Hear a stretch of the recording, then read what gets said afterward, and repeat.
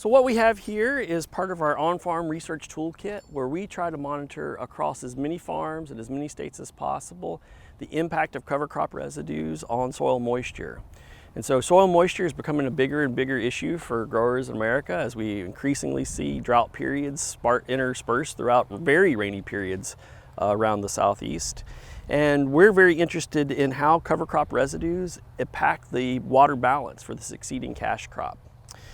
To do this, we have a sensor array here that these are Acclima sensors, and then we have ARS designed data loggers that they worked with Acclima to develop.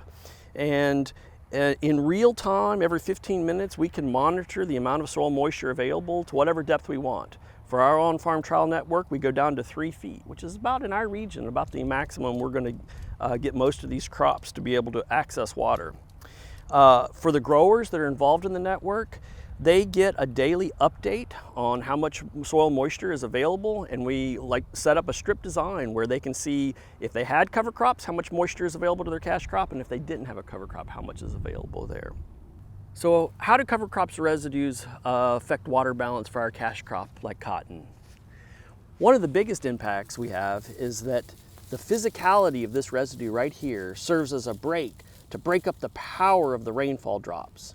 So here in the southeast, we tend to get downpours more often in the summer than we get a drizzle.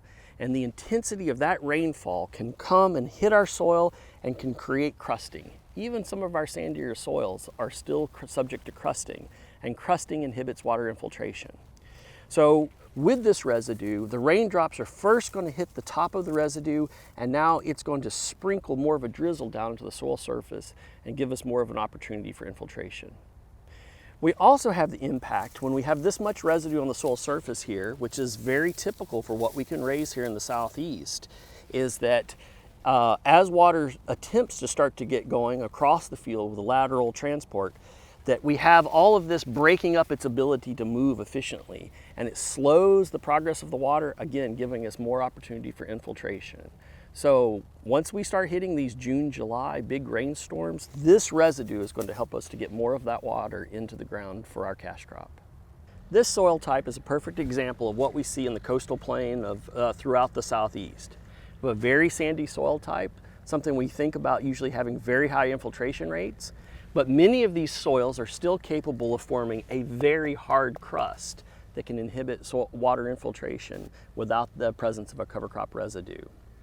Another factor when you have bare soil like this in our environment is temperature. The temperature here in full sunlight is far higher than it would be if we're under cover crop residue. That can make a difference early in the season on water transpiration from the soil surface.